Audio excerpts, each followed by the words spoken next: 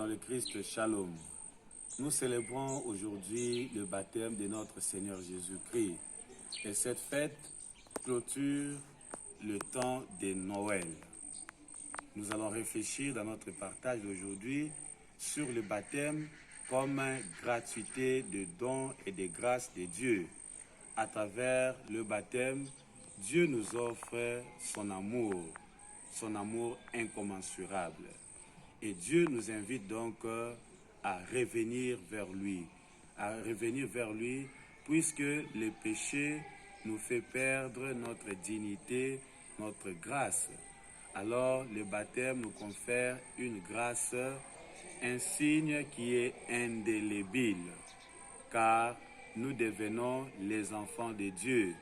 Nous sommes marqués par la sainte crème, par l'onction.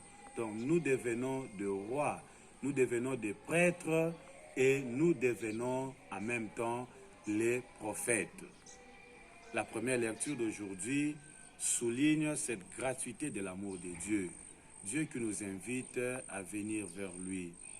Vous qui avez faim, vous qui avez soif, venez manger, venez boire gratuitement.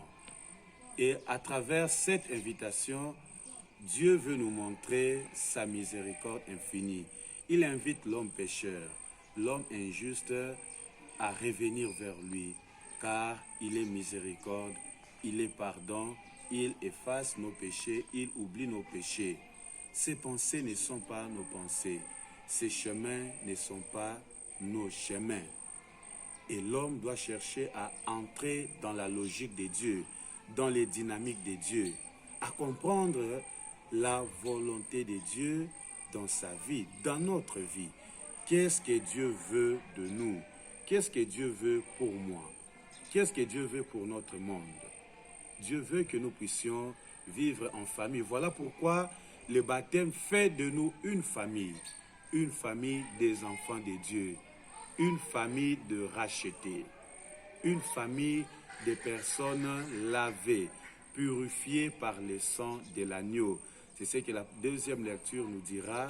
Voilà, Jésus est venu pas seulement par l'eau et le sang, mais aussi par l'esprit. L'eau, c'est le symbole du baptême et le sang, c'est la mort de Jésus. Le sang coulé de son côté. C'est sang qui nous purifie de nos souillures et de nos fautes. Chers frères et sœurs, Jésus avait-il droit au baptême? Lui qui est Dieu, lui qui est né sans péché, sans tache. Dans le baptême de Jésus-Christ, ce que nous pouvons comprendre ou ce que nous pouvons admettre comme vérité, c'est que Jésus s'est fait baptiser pour se solidariser avec l'homme, pour porter nos péchés. Donc, à travers le baptême de Jésus, il devient le bouc émissaire, celui qui porte le poids, les péchés du monde. Comme nous le disons lors de nos célébrations, voici l'agneau de Dieu qui enlève les péchés du monde, qui vient pour nous purifier de nos fautes et de nos manquements. Alors voilà l'essence du baptême de Jésus. Il veut s'humaniser avec l'homme.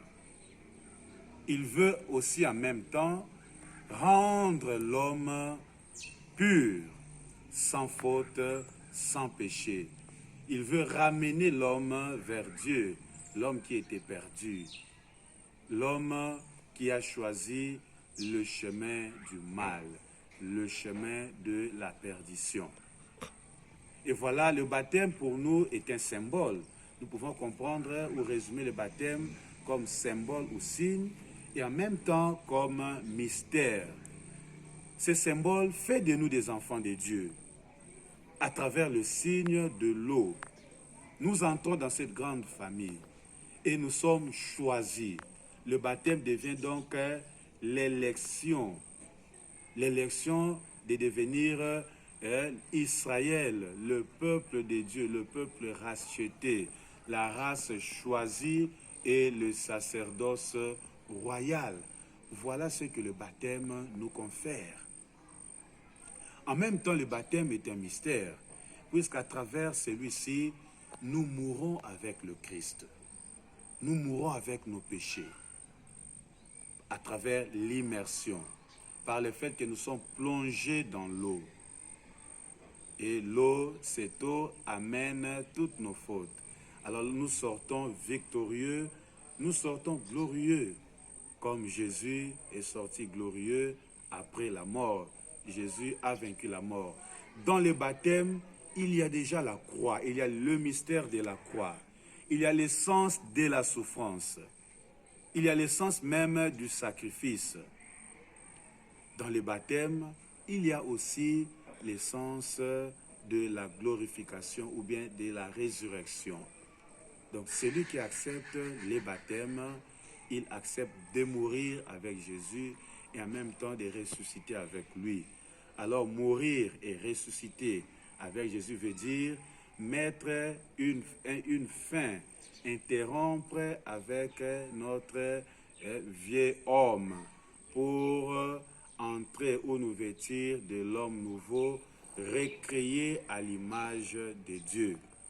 Chers frères et sœurs, le baptême doit changer notre vie. Le baptême doit changer notre monde.